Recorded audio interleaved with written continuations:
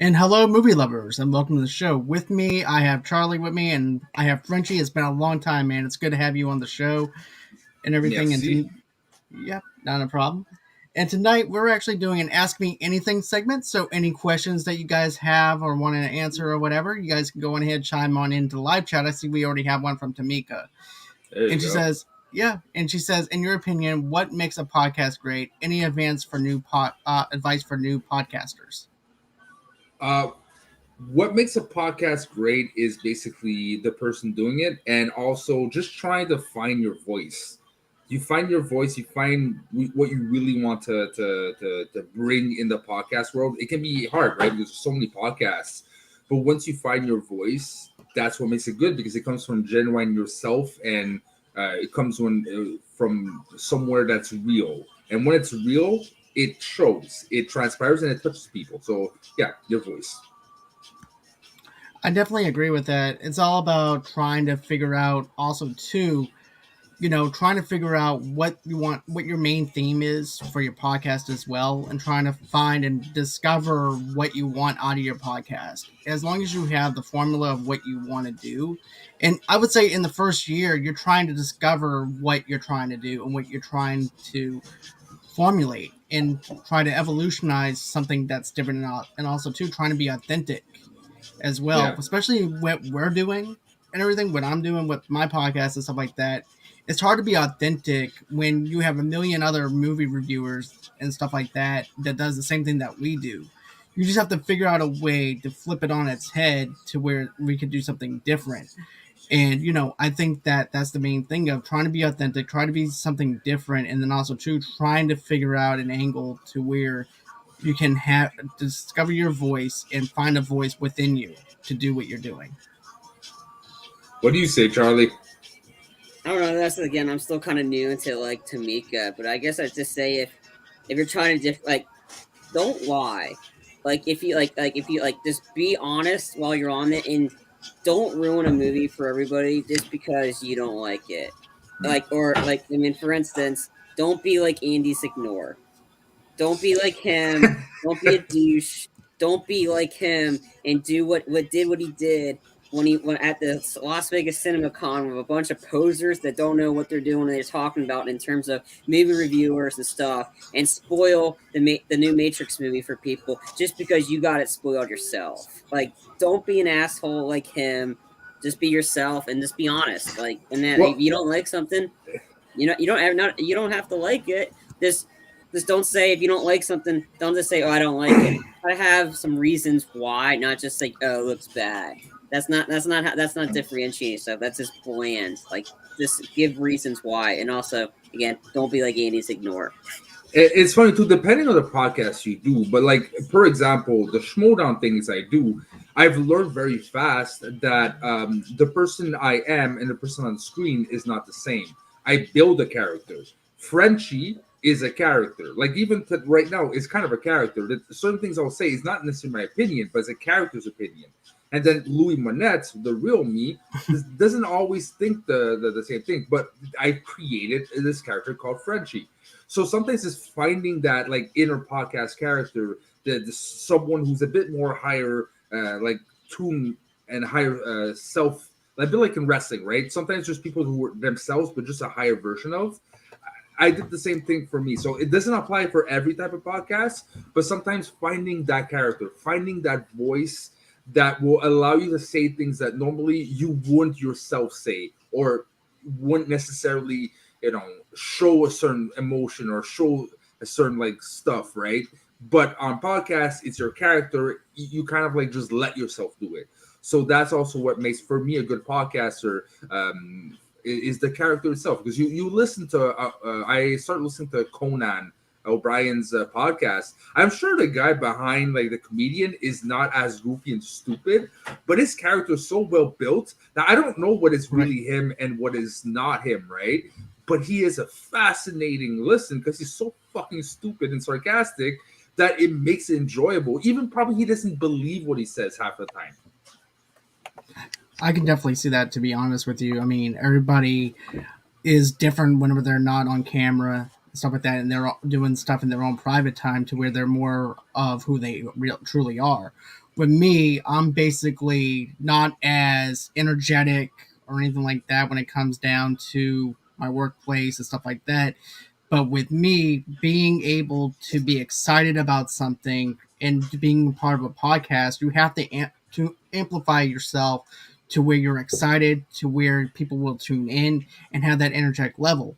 At work, at my friends, yeah, I have kind of that energetic level and stuff like that, but not as quite as tuned in with this and stuff like that. But also too, we talked about this on the Frenchie Talks about when I was talking about being an introvert and stuff like that, to the point where I wasn't talking to anybody at work or anything like that. At a Christmas party, I was sitting right across from an IT tech guy, and I didn't know what the hell to talk to him about. So I just went on ahead, got my plate and everything at the Christmas party, and went into the office and ate. Hmm. Now you can't get me to shut up for nothing or anything like that since I had the podcast. So I'm just one of those people at work that just randomly just talks to you about random stuff that pops in my head, regardless of the fact that it has anything to do with anything. So it's definitely gave me an outreach to be able to be a lot more, uh, communicate a lot more better. And it's funny, me as a contrary, I'm actually nice in real life. At work, I'm a complete bitch because I have to be. Because again, like if a restaurant gets a call from me because they know they're in shit, they done something, right? So they fear the name Louis Monette when they call them, and I have to be a complete ass sometimes. Not ass, like, but again, especially when I used to run a restaurant, they used to call me the Quebec Gordon Ramsay for no reason. Because yeah, I used to scream at people because if you don't work, well, I'm gonna scream at you. But no, it's funny. It's like this podcast actually gives me a reason to be nice and actually laugh and not always be serious. Because at work, again, I'm completely contrary. I'm serious and I barely crack a smile. I just do my shit, and if something happens, the smile is going to go even more down, and I'm not going to be happy. So for me, it brings a certain joy that I need to counterbalance the serious side of me at work, right? Right. I can understand that.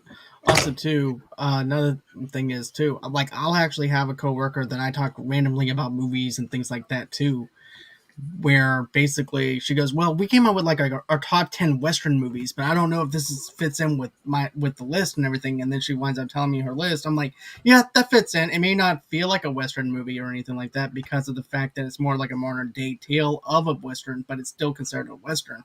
She had that Quentin Tarantino film down, Django Unchained and The Hateful Eight, and she wasn't sure to put them as categorized as a Western. I said, "Yeah, those are actually Western films. They're just more modernized to benefit us as a viewer because they have to have a new way of telling a story." So that is actually the correct way of doing it. So you're fine with having that film in that selection. Do you Yeah. remember So if she had a Brokeback Mountain on there? Because that's not a Western. No, no. it kind of is. They're cowboys. It's not their typical Western, but it kind of is. God, I hated that movie. How can you hate that movie? It's one of the best love stories. It's an actual true love I story. didn't care. I like that was the one movie I didn't want to watch, but since they announced it, I was like, no, I'm not watching this movie, and I got forced to for my film class, for my film genre. Like, it was a Western. I had to sit for that. I was like, oh my God, can this movie just end? The shame. I did not like that movie at all. The shame. I think that also ranks up with The Notebook for him as well because I made him watch The Notebook. That movie was terrible too. It actually wasn't that bad. I prefer actually Brokeback Mountain than the Notebook because the Notebook I find long. It's not there's parts it's like just get on with it. At least Brokeback it was pretty unique. There's like no story like that, right? And congrats to Ang Lee to actually dive and go into a subject that is not necessarily the most comfortable subject for a lot of people to dive into, but he did it, right? And that's for me a job of a director, of a filmmaker, is sometimes is like go into subjects that are hard to explain, that are not usually comfortable to address, and make an interesting film that is really deep and really emotional and goes out of most people's comfort zone. So for me, I understand where you're coming from, Charlie, but for me, I find it is a masterpiece. It's fine. It's just it was not comfortable to me to watch. I don't that. I mean, and I didn't care. The Notebook. I mean, it was like so on again, off again. It's so Yeah. toxic, and it's sure for its time, but there's no chemistry between Rachel McAdams and No. Gosling No. in that one. I can name a bunch of other movies that had more chemistry.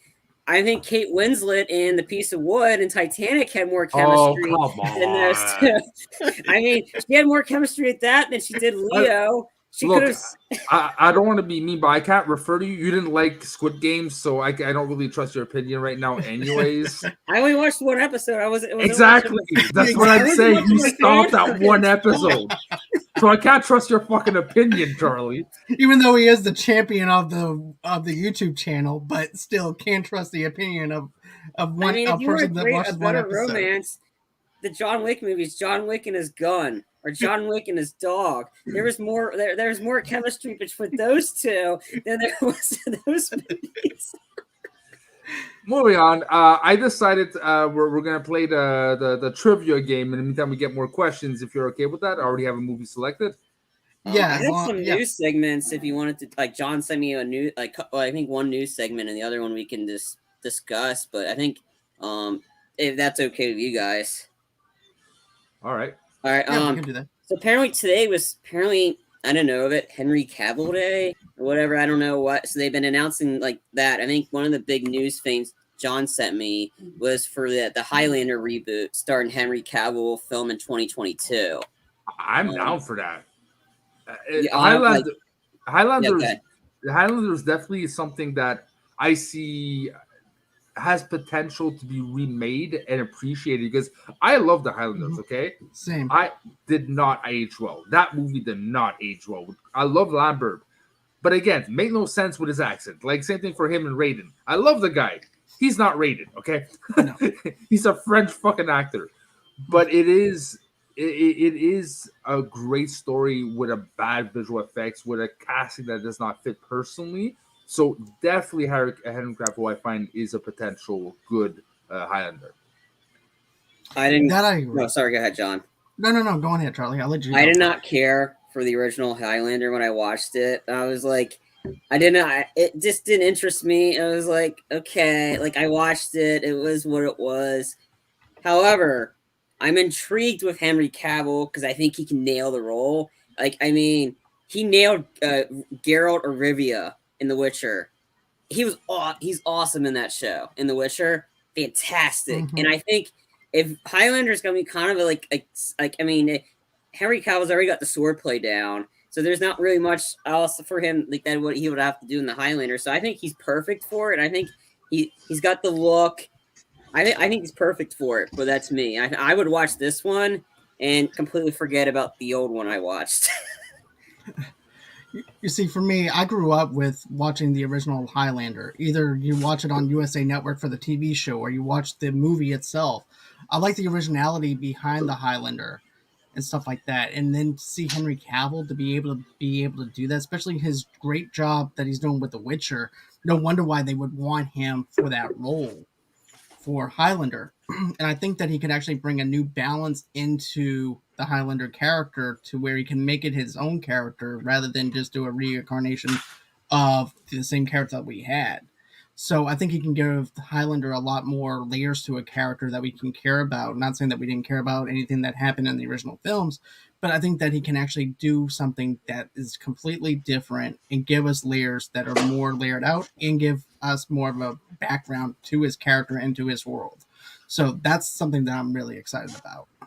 Yeah, for sure. Like I agree. Like, is there other actors that might actually fit a bit more? Probably get an actual Scottish fucking actor is all I gotta say. But it's better than Christopher Lambert. I like the guy. Just no, just no, please. The only thing I have to say is they better keep the fucking Queen song. They have to keep the soundtrack. If they I don't keep agree. the soundtrack, I'll be pissed as fuck. And they don't need to go ahead and do a dubstep version mixed with Queen. Oh God, no! Because that's one thing I do not want to see them No do. more dubstep. Modernize it. No more of that. Well, if they take the approach of what they're doing with the Batman and just cinemify it, like the taking the Nirvana song and just making it more dramatic, okay. But yeah, if you're just making it, trying to make it cool, no, please God, no.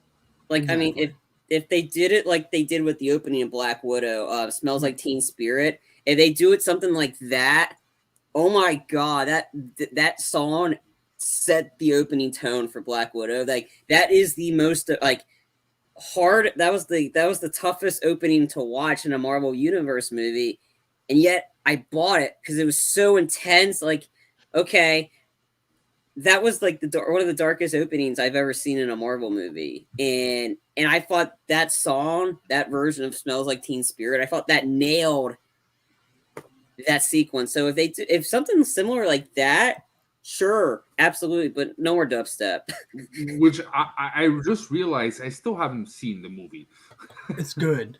I have to say I enjoyed Black Widow for what it is and everything. Do I think that this movie should have came out back when her character was popular? Yeah, Yeah, but still, overall, for like a prequel film to have Scarlett Johansson back as Black Widow, it was good. Yeah, I enjoyed I yeah, I did enjoyed too. it a lot. And I also bought the "Smells Like Teen Spirit" song though too because I like the slow down version of Yeah. it. It's more dramatic. It gives me goosebumps every single time that I listen to it. For Mhm. me to go out to buy it on iTunes, that says a lot. Yeah, the sister's the highlight. The sister, the sister is gonna like, and then we got Hawkeye, and there's a lot of play from what happens in Black Widow. It's gonna show up in Hawkeye. So, um, but yeah, and then I guess the other thing I read was like you didn't see this, but the director of Christopher McQuarrie, he's currently working on Mission Impossible 8 right now, and I think they're doing reworks because that poor movie keeps getting delayed like crazy. He's like, let us get this movie. So anyway, he brought up the idea that he might bring Henry Cavill's character back from Fallout in the Mission Impossible 8 movie. I don't see it happen. I don't see how you can do that. I haven't seen the new Mission Impossible movie, You haven't seen so Fallout, Mission Impossible Fallout? The movie's no. awesome. That's what started Mustache Gate. personally, after Mission Impossible 3, they kind of like just meld together. I like them. I watch them, like I usually put them on just to put them on. I still can't differentiate them after 3. I don't know why they just meld. Yeah. But yeah, you never know. With the Mission Impossibles, anything is possible. Like hell, they can be a series of clones for all we Yeah. know, right? Yeah. We don't know what I forgot No. the shadow or the agency, whatever the enemy is called. Yeah, it's been a while since Okay. it's been a while since I've seen Fallout, but the stunts in that movie, Amazing, they keep one up in themselves. They're the one franchise that keeps one up in themselves, and they do it well. And especially when you get Tom Cruise. I mean, Tom Cruise broke his foot while filming Fallout, and they kept that sequence in that movie, and that's just like, and you know exactly what scene it is, but Tom Cruise is nuts. He attached himself to a fucking plane. yeah. Again, the insurance claim that he had to do, for fuck's sakes. But yeah, for me, Mission Impossible just melts. I love them, but again, I don't know why I can't. They always follow the same storyline, in a sense that there's always this shadowy thing, and they never really reveal too much, and it's always like the secret that's gonna reveal all the agents' names. That's always been that, Right. And I really don't know how they didn't suffer with the same fate of like Transformers, which it's always the same story and always in Flash, but no one likes it. Compared to Mission Impossible, it's always the same goddamn beats, but everyone loves it. Again, I'm not complaining, but I just don't know how they get away with it. No, I think it's because you got Tom Cruise doing his own stunts. That's what's really helping. There's no CGI too. Like very rarely is there CGI, and I think, like I said, I think they're doing 8 and they're doing 9, and that ends the Ethan Hunt story. And I believe they brought Haley Atwell. She's just joined the cast for that one. Peggy Carter. She joined the cast for the next few, and I'm intrigued. Like I said, I mean, I would like the only one I hated was the first one. I loved them all since. But again, and I think that what's really helped is they kept the same director from the 4th movie, I think, and he's been with he's like, I mean, if you keep getting steady directors, if J.J. Abrams can do the 3rd movie, and that 3rd movie was like absolutely insane, intense, like Tom Cruise dropping off, like almost killing Philip Seymour Hoffman off the side of a plane. It's like, tell me what you know. Like he's about to like drop him from the high up in the back. Like that's the most pissed you've seen Tom Cruise is when he did that sequence. And it was like, again, I don't know. I don't know how they can bring this first specific character back, but Right.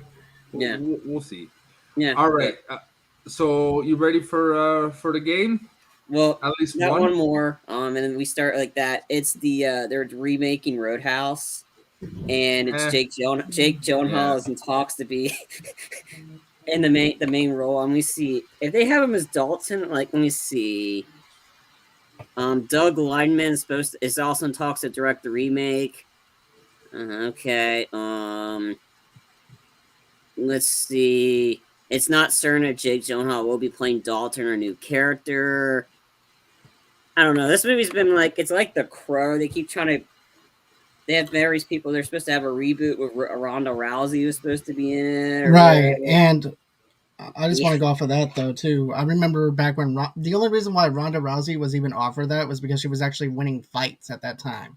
Mm-hmm. And of course, this is also back when like I said before, the only reason why she even was getting this role because she was winning fights, she was kicking ass at that time, and everybody's like, no, she's a great actor, she's gonna be doing something great and everything. And I'm saying no, she only got that offer because of the fact she's winning fights. She has no acting ability at all. Even when she was in Entourage the movie, she didn't even show any kind of acting chops at all in Entourage the movie or anything like that. And as soon as she lost the title within less than 5 minutes of the fight, that's when all those deals got stripped away from her. Even when she was trying to make a comeback and I was rooting for her and stuff like that, she still didn't make a comeback at all. Even whenever she went into WWE, and I thought that she would actually shine in the WWE and everything, but the fans hated her to the point where she's now not doing anything. And I wish that she was, but she isn't.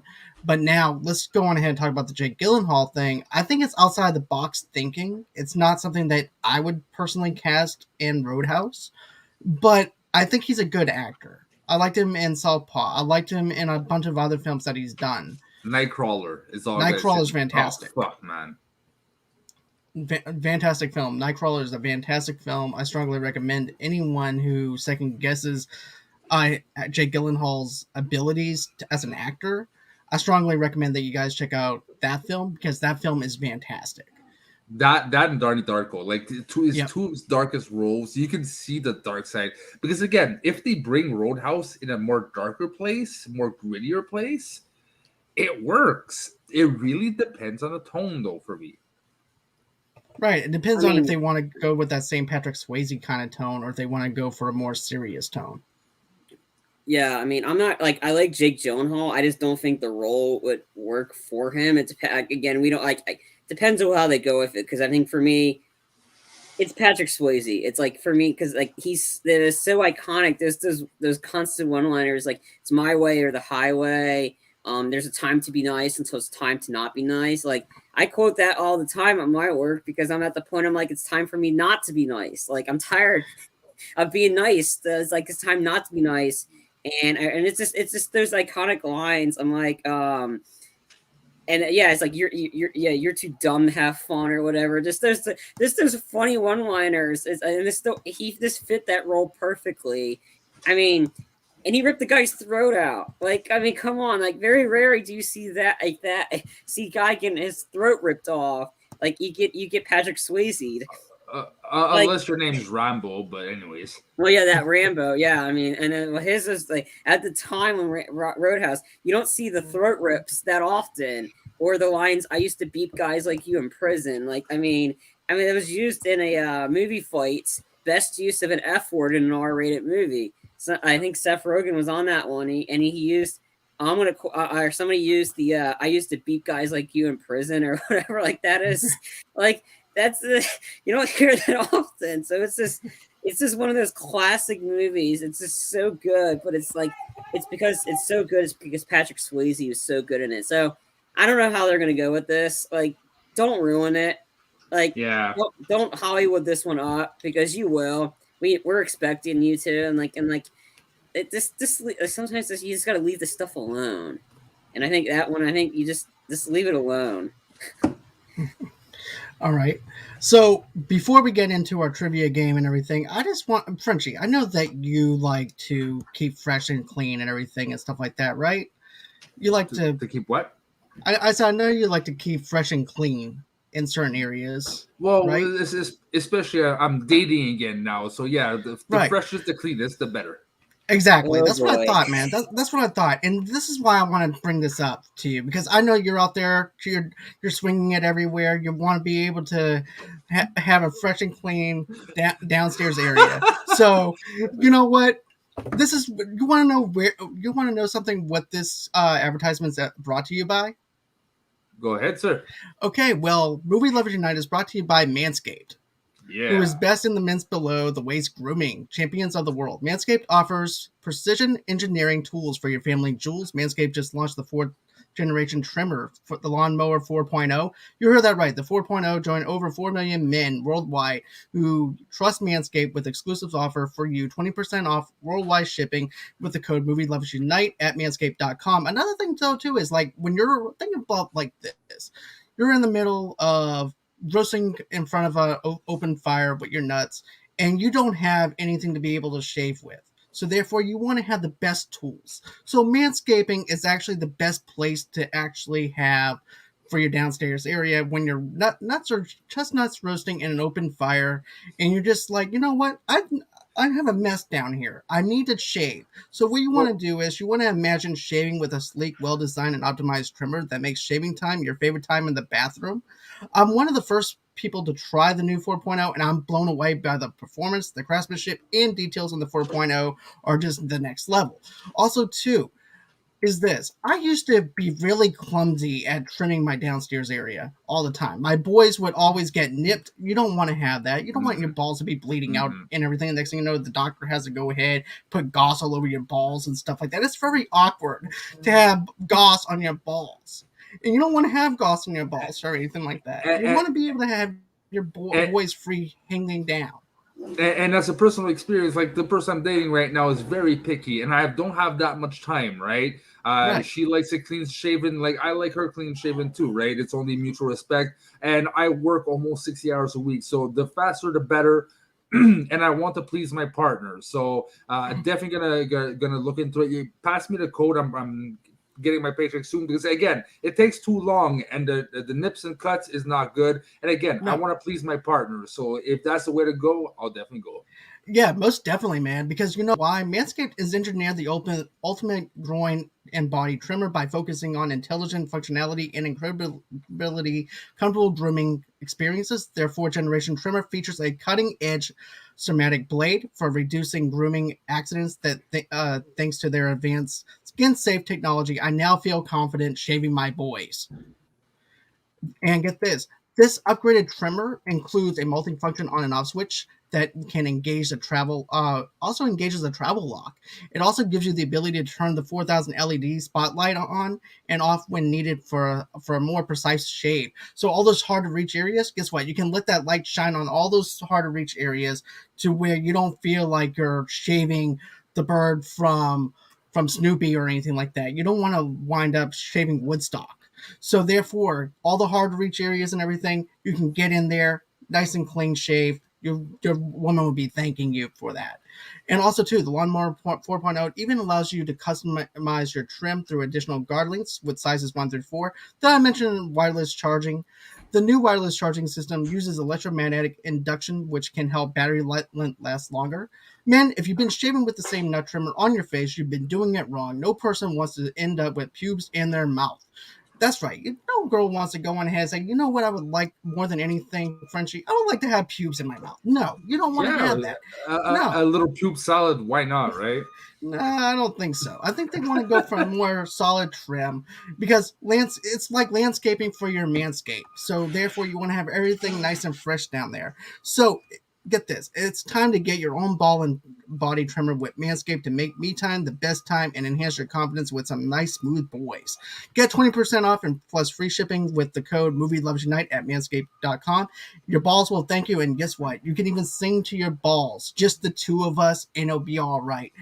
And it also takes two, by the way, to get this job done. So you want to go in ahead, shave, and have your girl say, you know what, you have some nice smooth balls. So with that being said, go on ahead, get that 20% off code at Movie Lovers Unite, and thank you again for sponsoring us. All right, so on to the guessing game. Unless someone brings in a question, here's how it's going to work. There's going to be 3 steps. The first step is going to be worth 3 points. If no one guesses it, the second clue, I should say, will be worth 2 points. And then if no one still gets it, the third clue will be only worth 1 point. We're only 2 competitors. Who gives a shit? I know there's a competition between you and Charlie, John, so I want to see who's better right now. So movie number 1. To see who starts, let's do rock, paper, scissors.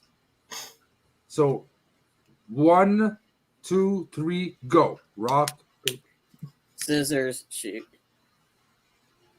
Okay, that was I guess okay, let's restart that and time. So 1, 2, 3, go.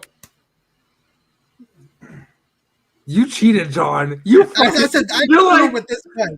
I don't know what this was, man. I don't know what. Okay, you know what? You know what? I decide, Charlie, you start. Okay.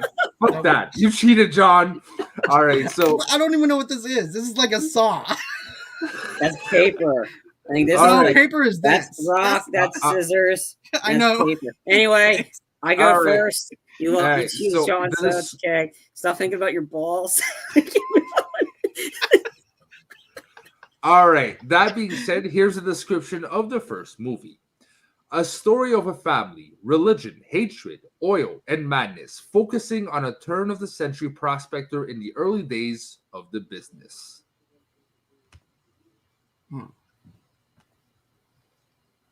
There Will Be Blood? Yes. 3 points. John, can you keep track? Because I suck at keeping track. Matter of fact.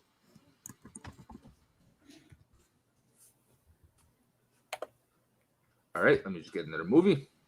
Okay. All right, that works. Private chat, doesn't it?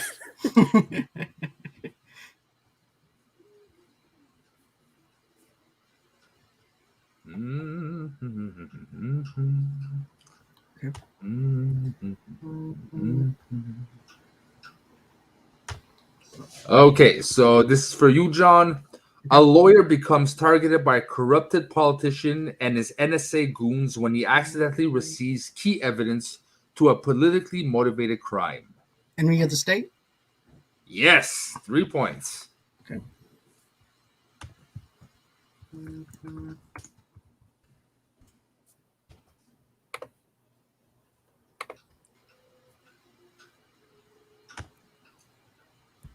All right. So when you're ready, and I'm sorry for this, a former Special Operation Vietnam vet works as a Chicago cop and uncovers CIA wrongdoing.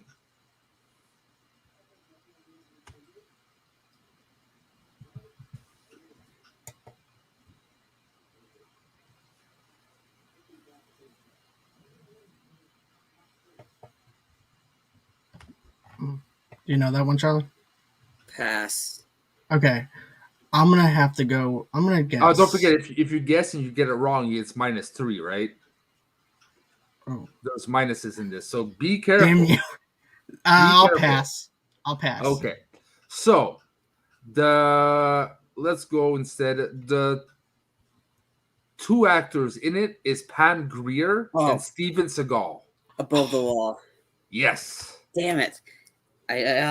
Okay. So 2 points. 2 points for Charlie.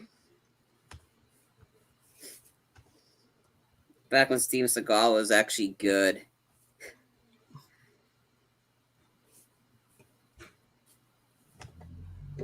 All right, John, you ready? Yeah, I'm ready. Oh, that is a TV show. Give me a second. Not a TV show I want.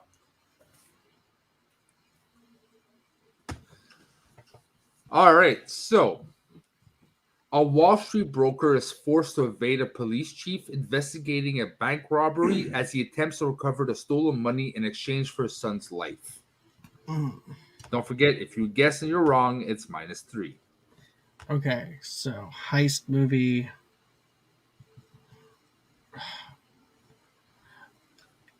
I don't know this one, so I'm gonna have to pass. Charlie? Pass. Stars Bruce Willis and Hayden Christensen.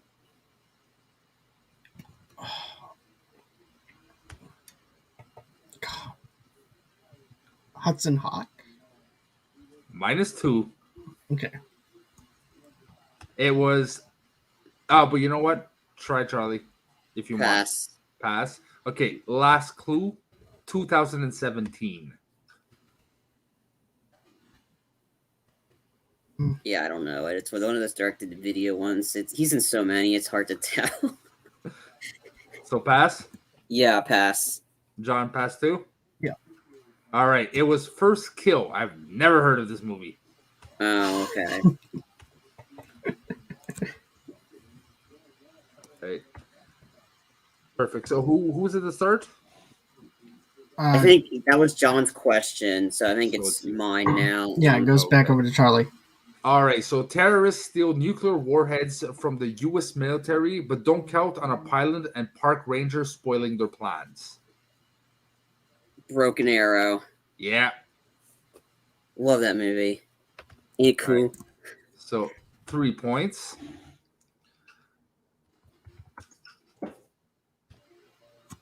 You're getting killed, John. Don't worry, I'm gonna come back. Okay, There's one thing you can't. There's one thing you can't do is exclude people from Boston. So Yeah, we true. always have to. We are always coming back at people, even if we're down by nothing. So. All right. Oh, except if you're the Boston Bruins versus Canadians, Montreal, you guys never win against us in the playoffs. So hey, try. No, there isn't. All right. So, John, a woman framed for her husband's murder suspects he is still alive. As she has already been tried for the crime, she can't be re-prosecuted if she finds and kills him. I already know that Charlie knows this one. So, can I get a repeat or no? No. Okay, I don't know.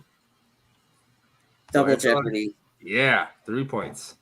And I believe I know two of the actors in this was Ashley Judd and Tommy Lee Jones. I think the other one was Bruce Greenwood or whatever his name is. Yeah, exactly. Okay, let me just find another movie.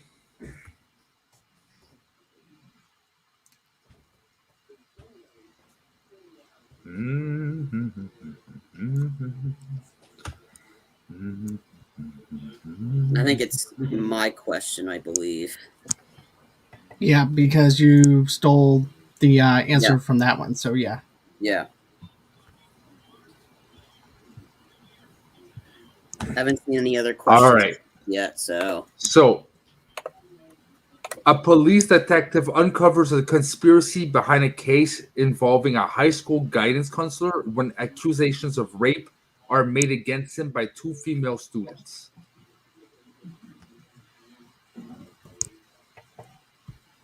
Wild Things? Yeah. Damn. Never seen it, but I know who's in it. I believe Matt Dillon, Nev Campbell, Kevin Bacon, and Denise Richards. Yes, Denise Richards. Yes. All right.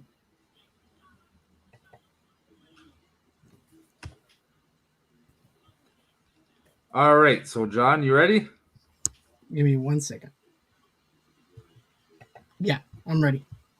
A con man travels to Cambodia, also on the run from the law enforcement in the U.S., to collect a share in an insurance scam, but discovers more than he bargained for. Can I get another hint? No, not until Charlie tries.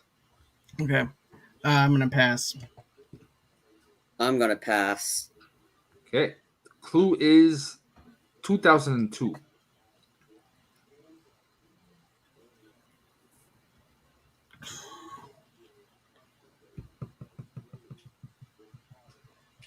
Oh, when we're done, we got a question next, so we'll Right. do that next.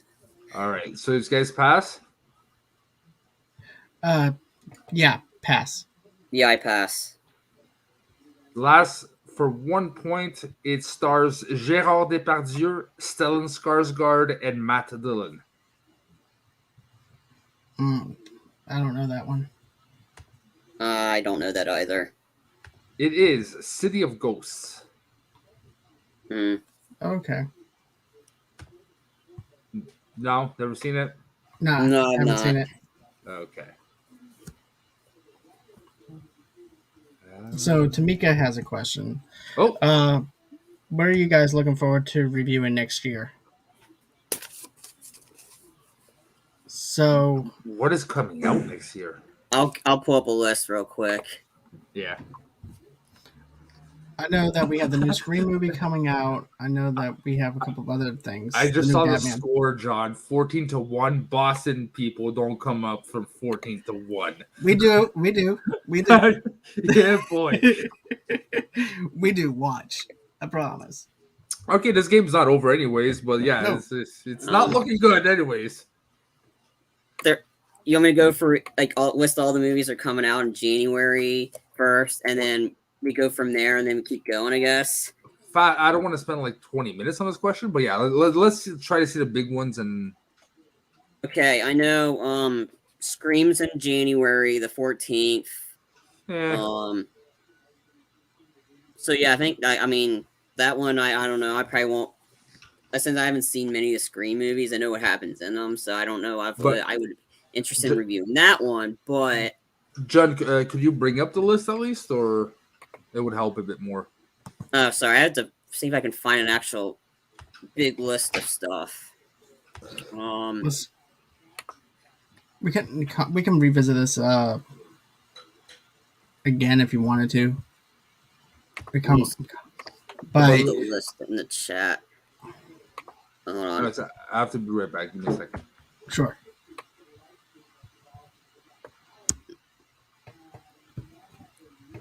But as far as movies go, I'm excited for the new Batman movie that's coming out next year that I'm going to be reviewing. There's also the new Scream movie that I'm excited for. There's a bunch of other films that that's actually on my list that I want to see. There's also the new Doctor Strange movie that's coming out. There's also Thor: Love and Thunder that's coming out that I want to see. There's a bunch of them that I would like to actually review on and stuff like that for next year. I'm gonna be making my list real quick. I'm on the Wikipedia page for everything coming out, so I'm gonna do that real quick.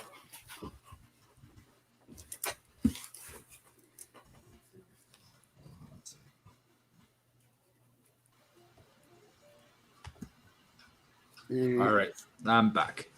Okay. All right, Movie Insider 2022. I'm making my list real quick. Well, I just got my answers. The Batman, hands down, the Batman. The last trailer made me salivate like there's no tomorrow. I didn't even know there was a Lightyear movie. All right. Spider-Man Into the Spider-Verse also looks really good. I think that's in December. I think it's next year, 2022. I think that's what the question was. I think. Oh, it's funny. Yeah. It's yeah. Ooh. Okay, this might be my snob side, but I absolutely love Downton Abbey, and I did not know there's gonna be a new movie. Let's see. I want to actually put Uncharted on there though too. That I would like to review that one. That looks really good. There's also they're really doing Fantastic Beasts 3. Haven't they learned?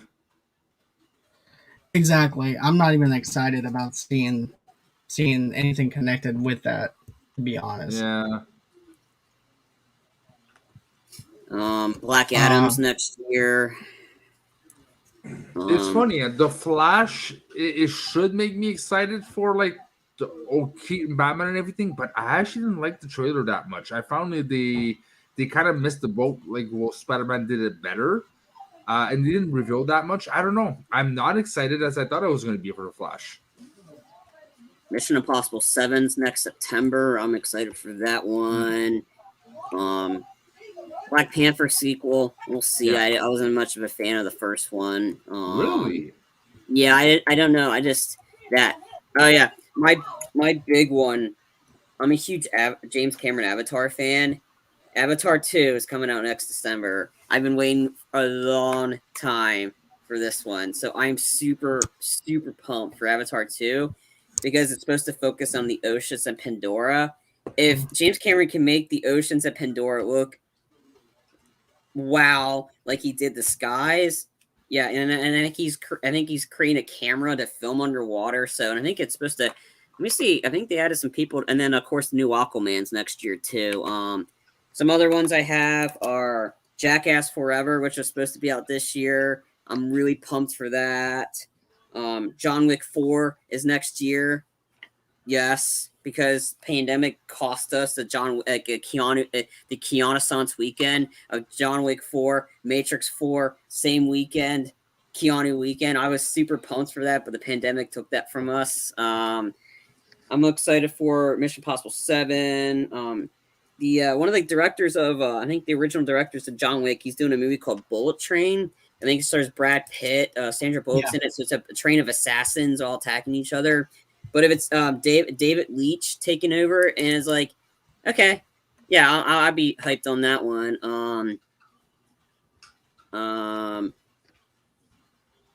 Yeah. So yeah, and then but yeah, those are some of the ones that, and of course let me see the cast. It's so the premise: Jake Sully and Natiri have formed the family and are doing anything to stay together. However, they are forced to leave their home and explore different regions of Pandora when their old threat returns to finish what they started. Kate Winslet, believe I just joined the cast.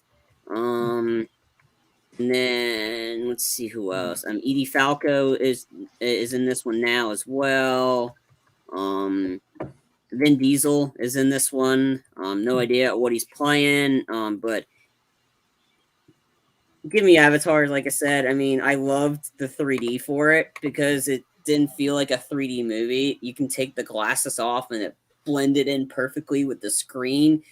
So, and James Cameron's currently working on technology, I think with like Caltech or whatever, movies where you don't need the glasses to watch 3D. And if there's a man that can do it, it's James Cameron. So, I mean, those are just a few of them. I mean, we'll see. Most of these will probably get delayed anyway because that seems to be how this goes. But yeah, I think that there's like so much next year. I am, on the other hand, I'm not looking forward to the Batman. I think it doesn't appeal. Yeah, I'm not. Yeah. He's Again, been this poo-pooing is it. why I don't trust your opinion, Charlie. Right. I don't know. It makes no sense. It makes no sense. Robert Pattinson for me isn't that, and I do not Dude, like. he's a broken. Catwoman. He's a broken individual, and he needed a broken individual for a broken character. Robert He is Pattinson's an been amazing broken for years. Yeah, but no, he's an amazing actor. Look at Good Boy. Look at Remember Me. He is such a deep character that he's gonna bring. He's gonna bring a dimension of anger and revenge that we haven't seen before in a 7 type Batman story. I mean, this is 7. This is what you call it, the Zodiac Killer in a Batman story with the most fucked up, brutal Batman we can ever ask for. This is Miller shit. This is the Batman I've been wanting for years. And Nisa, I get that again. The stereotype of he's a sparkling vampire to do Batman. That's not his fault. He is an amazing actor, and he is gonna blow people's minds. Charlie, you're completely wrong. Yeah. You are not. You're not even close to the mark on this one. Okay. I've been rooting for when everybody this. shits on him, when everybody shits on the movie, and it says it's not good. That's because they have come back that's to me because they have that Twilight angle that people play off of. It's like, get over it, people. Get over it. They're bringing something different. They're bringing darkness. They're bringing finally a detective movie for and this the is a year 1 detective. Batman. Right. It's year 2. I don't care. It's not changing my mind. I don't think it looks that good. I mean, to be honest, I don't think it looks that good, and it's fine. I don't care. Everybody, like all the people are bitching about Ben Affleck. I was on the Ben Affleck. Robert Pattinson was new for me. I liked him in Tenet because he didn't piss me off. I liked him in Harry Potter because they killed him. Yeah, that was like like, only a 5-minute scene. That wasn't even long enough to even.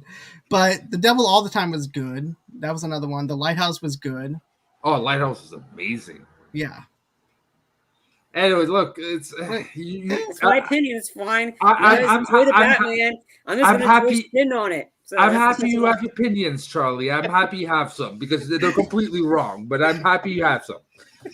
But if everybody says the movie's bad, how can they know it's bad when it was a trailer? No one knows. Trailers can be everything. They can sell you on the movie and they don't. They didn't sell me on it. And they could give like really bad piles of stink show like Batman versus Superman and make it look good in a trailer. That being said, if you look at all the elements, Batman versus Superman had no pulls of inspirations. This has the tone of Seven, has the clues and serial killer type vibes of Zodiac Killer. It almost for sure has the backstory of Court of Owls, which I've been asking for years now to be in a Batman movie. It also has maybe the best Colin Farrell performance of all time. You do not recognize him as the Penguin. I think he's only in it for like 5 minutes. And even so, I don't think so, because you can see that there's a couple shots of him in there. I think he's a supporting character, yes. But is he going to be probably the best Penguin we've seen? Because Danny DeVito, I don't be mean, but he's a caricature. He's not like the gangster. I will, Tamika. You know I will. And also, I'm sorry, but this looks like the most realistic of what we have right now as Alfred. Andy Serkis as Alfred feels like an ex-British military guy. He is gonna be an amazing Alfred. Plus the new. I'm sorry. I finished telling it, but Charlie, again, I am happy of it. You have opinions, but they're wrong. All right, let me show you like the sequence alone that redeemed Batman vs Superman. Batman warehouse fight sequence. When he took out all like the sequence when he went to go stake them on, that sequence alone was the highlight for me. And but his car looked cool. The chase sequence, like some of the action sequences, when there were any in Batman vs Superman, were great. Yes, and then you got Marta, which killed at everything. Yeah. But the Batman warehouse, Marta, I give you that. But the Batman's warehouse fight sequence was like the highlight for me. Yes, easily the highlight. That was 5 minutes of the whole fucking film. No, it was 5 minutes. You got the minutes. Batman. Nah, Charlie, come like on, I said, bro. I don't know. And here's the thing: if you were reviewing the extended cut of the Batman vs Superman movie, yeah, I would say that there's actually levels of greatness of it on that part with reviewing the extended part. But as a theatrical cut and everything, it's a mess of a film compared to what we're getting. No, but I mean, for me, like this Catwoman, the casting, I don't think that was a great choice. Tamika, I love you, sweetheart. I love you, Tamika, but no. I liked. No. I would have preferred the actress that's like blown up in Bond movie, that Ana de Armas, who's now getting her own spin-off movie in the John Wick series, Ballerina. I think she would have been a really good Catwoman. Zoe Kravitz? Not really. Are you nuts? She is the definition of Catwoman. You're bringing an actual person of color, first of all, which is the original Catwoman in the original series of 1969. And also, she looks and feels like the Long Halloween version of Catwoman, and she's fucking gorgeous, and she looks like she's playing really well off of Robert Pattinson, especially that scene he's beating the shit out of someone, and you can see her worry. It's those little dynamics, him losing himself and her actually seeing the darkness in the character, those little moments you don't have in any other Batman movie. So I will get mad if we continue having this conversation, because I will defend this movie until it's out. Me too. I'll be like, Charlie, you are fucking wrong. And then you'll be like, I felt that same way when I'm trying to defend against John and Sean, the Love Guru. I would defend what you're defending the Batman right now is how I defend the Love Guru. Honestly, yeah. Come at me.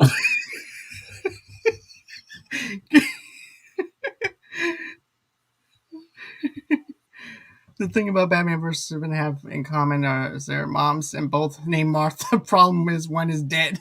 Right. You just broke Frenchie with Love Guru. No, I broke Frenchie like a while ago, and I said like I didn't like the Purge series or whatever. I mean, when we had that one like overstate franchise, like I broke him a while ago, John. No, I'm broken for a lot of reasons. Don't get me wrong, but like the Purge, I didn't like the Purge until oddly enough I saw the Amazon TV series that actually got me into the Purge because I really love the series. But yeah, Tamika, I agree. We have to do the review of Batman, and it's probably going to be an hour and a half of me and Charlie fighting, and not. I'm not going to the theaters to see it. It will be a while. I'll be waiting to DVD to see it. I don't think it's going to get. It's but they haven't been sold out to take my money for it. Like, I don't want to sit for 3 hours. Again, you're an awesome guy, Charlie. But just for the fact that you only saw one episode of Squid Games, and now your opinion of the Batman, we will never get along in our opinions. Oh, don't worry. I've been against the Batman way before the Squid Game show came on. It's been a long time. Like since Pattinson was like, and I saw the first trailer for the Batman, I was not sold on that. It's been a long time. I've been not sold on the Batman. Squid Games is only a few weeks old. But still, it's still fresh in our minds, knowing that you only saw one episode. And it was like it was an amazing fucking episode, and you're like, I don't feel it. Like the people getting shot at, and you're like the most stressful. It's probably one of the most stressful games they begin with, and then it becomes more fucked up in other ways. But it's the most stressful fucking episode, and you're like, it was kind of boring. What? I didn't like it. It's fine. I mean, I watched one episode of that show, Hunters, on Amazon Prime. Didn't like it. Didn't like the tone of it. So I was like, yeah, not continuing with it. And it's fine. I mean, everybody does it. Not everybody's supposed to like everything. No, but it's Squid Game. It's the most mind-blowing, mind fuck up, especially the twist at the end when you realize the whole thing and you're actually rooting for someone and you feel like a piece of shit for rooting for that person. Right. Or caring for that person. Well, they already confirmed the season 2. They announced that today. Which I have my theories. I really think that, without spoiling too much, I think that, okay, I can't. Is it okay if I spoil shit? If you haven't seen it by now, Charlie? If you haven't seen it by now. Well, I wasn't going to watch it. I already know what happens in it. I read the plot to it, so I know what happens. So, I know the plot with I know the plot for Eternals. I wasn't going to see it. I really think the main character is going to become eventually the next front office guy. I think he's actually going to become the bad guy, because I'm sure like that's how it works, right? The winners, and again, it's how like one of the winners became the front office guy. I think it's a replacement thing, especially the main bad guy is dead now. Someone is going to have to replace him. So I really think that he's going to go in trying to stop the game, and he's going to actually end up controlling the game. That's what Harvey Dent said. You either die your hero or you live long enough to see yourself become the villain. Yeah. Let me comment over to Nessa for a minute. For Squid Game, she didn't even watch it. But here's the thing. Here's the thing at first. And I said this in the review. I said at first, I didn't think this show was for me. Then you get into 40 minutes of the show, and it changes the whole entire tone where it flips it upside down to the point you become invested into the show because of the games, because of the trials and tribulations of the characters, and how stressful it is, like Frenchie mentioned. That's why you're glued in for those episodes, and you're also rooting for somebody that you feel like a connection with, which with the guy, the main character, may feel like a father figure to this person, and then it winds up biting us in the butt and in the ass in the end. But still, it plays with your emotion. It's not Americanized, which I love. Right? It's not the same. Like the games are not bloody and gory, and they're just stressful because it's so simple but so effective. Again, like the sugar game, the pull, the rope pull game. That like it's so basic, but at the same time, it knows how to pull with your feelings because it's deep, it's fucked up, and you don't get that in American cinema. You don't get like American would have got a script and they would have saw-fied it, right? They would have booby traps and blood and gore fest, and this was not the goal of it. So it takes that suspense that usually Americans ruin and bring something original to it. So if you haven't seen it, at least give 3 episodes. It's only 3 hours of your life. It's not that bad, Right. and you're gonna have at least a feel of it. But if you're able to enjoy it to the end, it's really red light, green light was messed up. Yeah. But it especially if you're able to go to the end, the twist is worth it because it really. I watched the show 2 times because of the twist. Made me realize some stuff. Went back right after, watched episode 1, and saw the thing completely different. And it's rare for you to message me at 11 o'clock at night or 12 o'clock your time and say, bro, you need to go ahead and check out Squid Game. I've never done that before, right? No. And usually you like we both contact maybe the show. I was like, bro, this week we have to fucking do it. I never do that, but it was that good.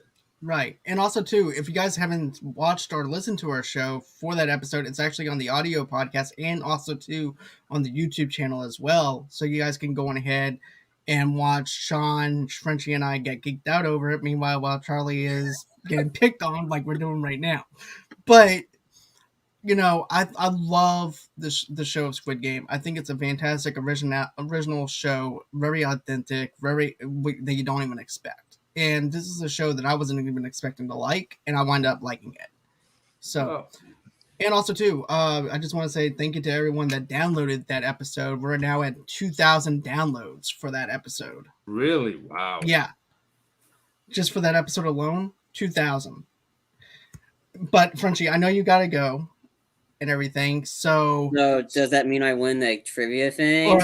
I think we're 14-1. Again, I respect your boss enthusiasm, John, but I think you lost. You can't give me 20 points just for me rooting for the Batman. And it's a different game. Come on, Sean. No. Okay. You'd lose that in one. You'd lose that in a single question. You guess wrong and you lose the points. Okay, not a problem. This is not over by a long shot. Cool. I'll take it. Yeah, there will be a season 2 of Squid Games. What do you got? What games do you think it will be, and the game do you want it to be? I think it won't be focused on the games. I think it's going to be focused on the infiltration and probably diving more into the mythology setup, like how this all began and like the backbones. And there's an interesting theory too, though.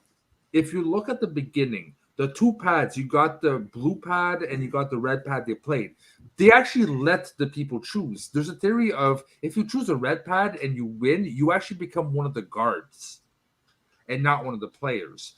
So there's a lot of things you can demystify and really add to the lore. But I don't think it's going to be game-centric. I think it's going to be more lore-centric on the actual philosophies and how it all started, and probably more underground depth things that we haven't thought about that is more implicated in the real life. I would like to see that as a prequel show for season 2, and then season 3 bring back the original characters and do it from that end. Well, the original character said he was supposed to return, so I think obviously seems your season 2 is going to continue on. But anyways, I know that you have to get ready to go, Frenchie, so I do want to thank you for joining me. And also, too, where can everybody follow you at? I see you, Charlie. I see you. You're officially my nemesis now. Hey. 5 years of MMA, 6 years of boxing. To emphasize Neo, since the Matrix is back. Come at me. It's fine. I can fight this all the time. But I appreciate you giving me the victory, Frenchie, over John. I'm fair. You won. Doesn't mean I won't bare naked Cherokee, bro. I'm just saying. But that being said, I am happy of opinions, but you're wrong. So you can find me on Schmoza North channel. I pop up here and there. I'm very busy these days, but I do appear. Do not miss out, though. November 18th, we have the all-night tackle stand. John, you were on it last time. I hope you're going to be on it this time. We actually got Ben Bateman. We actually got Video Drew. We got Nerd Chronic on last time. And we can confirm that the championship of the Alien game is going to be on versus Gold Leader versus Mary Wilson, 50 Shades of Geek, and Taco themselves. They are playing for the Alien or Not belt, which actually exists. Taco made an actual Schmodown type belt for the game. I saw that. That's actually pretty cool. So and we'll see who wins. And after that, it's gonna be 6 hours more of just Tackle being Tackle. Do not miss that out. And also, you can find me on Speaking of Schmodown every 2:30 to 4 on Saturdays on the JCast Network, where me and Jay Wade and Double D and many other guests talk about Schmodown, do interviews, and really dive deep on the week's matches. So that being said, thank you very much, John, for having me on. It's always a pleasure. And until next time, Charlie, again, You might bare knuckle choke me, but I'll give you my Judas effect. Kind of sounds wrong, but okay. Yeah, it's Chris Jericho's finishing move in AEW. It's just like a spinning elbow, but he calls it the Judas effect. But at least my balls are gonna be nice and smooth. So exactly. So, with that being said, guys, you guys can go on ahead and follow us on Facebook at Movie Lovers TV Lovers Tonight over there, and of course underneath the same brand name on Pinterest and on Instagram as well. I'm also on the Schmoes of the North YouTube channel as well. And matter of fact, we are doing a show every Saturday at 3 o'clock Central Time, 4 o'clock Eastern Time. It's called Mount Schmodown, revisiting some of the new and old players of the Schmodown and rekindling their matches. Also, too, guys, if you guys want to go ahead and get an audio only podcast of this episode and what we do here at Movie Lovers Unite, you can get that wherever you guys get your major podcasts from. Tomorrow night, 8 o'clock Central Time, 9 o'clock Eastern Time. And okay, go on ahead, man. I know that you got things to get ready for. So and also too, tomorrow night, 8 o'clock Central Time, 9 o'clock Eastern, 6 o'clock Pacific Time, I have independent actress Rossi McCree with me. We're going to be reviewing Sweet Tooth for Season 1, Episode 2. I'm Sorry for All the Dead People. That's the name of the episode that we're reviewing. And then, hold on one second. We got another question, I think. The Batman. No, it's just okay. The Batman manscaping. It's okay. So then Friday night, I'm going to be doing my American Psycho review with Jessie. She was on here last Friday night, and we did the Goonies review. She's coming back on here again, and we're going to be doing American Psycho. So go on ahead, prepare for that, 8 o'clock Central Time, 9 o'clock Eastern, 6 o'clock Pacific Time for that. Then, of course, you guys can go on ahead, donate to the page. How do you do that? You just go ahead, head over to Movie Lovers Unite, GoFundMe.com/Movie Lovers Unite podcast, and that's how you guys can donate $5 to $10 over there. But, of course, smashing that little subscribe button on the bottom right-hand corner also goes a long way here at Movie Lovers Unite. Giving us a thumbs up also allows people to be able to follow our show, and also, too, commenting and the chats also helps out as well. Then, of course, guys, go on ahead, follow me underneath Movie Lovers Unit on Twitter, and then, of course, Movie Lovers Unit 0 on TikTok as well. And, of course, if you're a sponsor or would like to be on the show, all you have to do is reach out to me at movieloversunite@gmail.com, and that's everywhere that you can reach me at. Thank you, Brandy Mullins. Thank you, Tamika. Thank you, Nessa and Pierce Person for showing up tonight, and as well as Larry from Cinema Gold Podcast. I do appreciate you guys showing up and just being a part of this community that we built on here at Movie Lovers Unite, and I hope that everyone has a great and safe night. Thank you again, Charlie, for joining me, even though you beat me again in another game, which we're going to talk about later on. So, and then that's going to be it for the show. It's been a pleasure as always, and always until next time. Bye-bye.